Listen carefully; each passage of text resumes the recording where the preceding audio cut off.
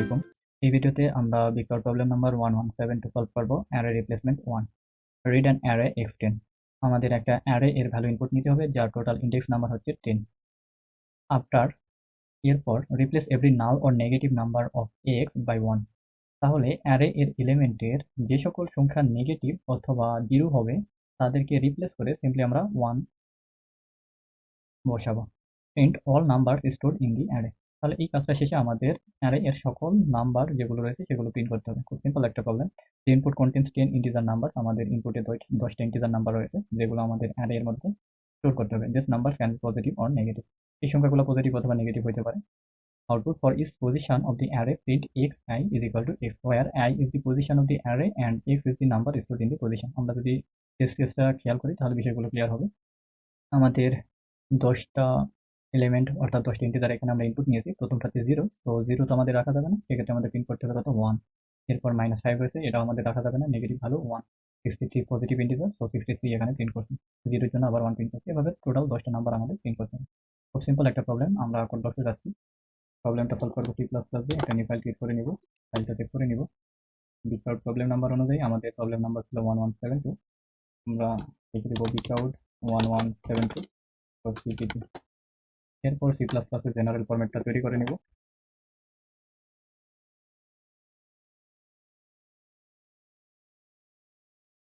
ওকে, আমাদের general format তৈরি করা শেষ। এখন আমরা ভেরিয়েবল ডিক্লেয়ার করব। আমাদের ইন্টিজার টাইপের একটা অ্যারে লাগবে, তো আমরা নাম দিতে পারি ARR। তার টোটাল ইন্ডেক্স নাম্বার হবে হচ্ছে 10। এরপর ওকে আমরা আরো একটা ভেরিয়েবল ডিক্লেয়ার করতে পারি i। আমরা একটা ফর লুপ ইউজ করে আমাদের অ্যারে এর এলিমেন্টগুলো ইনপুট নিতে পারি। i is equal to 0 থেকে i less than 10 পর্যন্ত চলবে, অর্থাৎ 10 বার এই লুপ এক্সিকিউট করবে এবং করতে পারে i++ করতে হবে। এই লুপের মাধ্যমে আমরা অ্যারে এর এলিমেন্টগুলোকে ইনপুট নিব। ARR, এখানে আমরা লিখে দিব i। ওকে, এই লুপ চলা যখন শেষ হবে, অর্থাৎ এই লুপ এক্সিকিউট করা শেষ হলে আমাদের অ্যারে এর সকল এলিমেন্ট ইনপুট নেওয়া শেষ হবে। এখন আমরা আরো একটা লুপ ইউজ করব, i is equal to 0 থেকে i less than 10 পর্যন্ত এবং i++। এই লুপের মাধ্যমে আমরা জাস্ট প্রিন্ট করে দেব i ARR i is less than equal to যদি 0 হয়, সেক্ষেত্রে আমরা cout এর মাধ্যমে যেটা প্রিন্ট করব সেটা হচ্ছে আমাদের 1 প্রিন্ট করতে হবে, তাই না? তো আমরা এখানে এই কনস্ট্যান্ট মেসেজটা আমরা প্রিন্ট করতে পারি একটু মডিফিকেশনের সাহায্যে। এখানে আমরা যেটা করব x0। তো আমরা যে কাজটা করতে পারি, এখান থেকে এখান পর্যন্ত সব ঠিক আছে। এরপর আমাদের 0 কে রিপ্লেস করে i এর ভ্যালুটা প্রিন্ট করতে হবে। তারপর এতটুকু আমাদের প্রিন্ট করে দিতে হচ্ছে। ওকে, আশা করি বুঝতে পেরেছেন কি করেছি। আর যদি না হয় সেক্ষেত্রে else, দুঃখিত,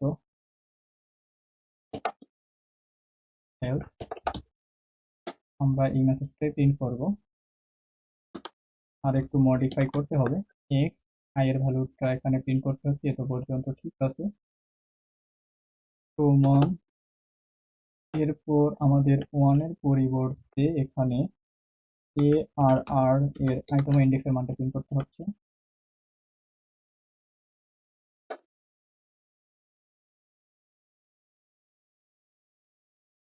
ওকে, তারপরে ইনলাইন। আমাদের কাজ সবকিছু ঠিকঠাক। এখন আমরা এটা রান করে দেখতে পারি।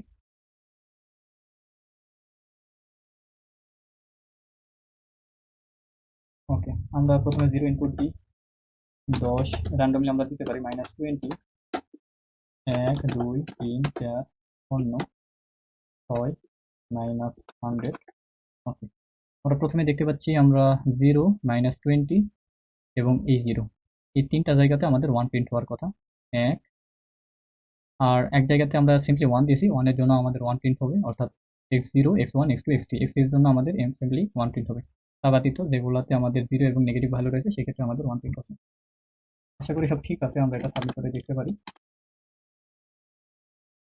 এখান থেকে C++17 সিলেক্ট করব, সেট করে দিব এবং সাবমিট করব।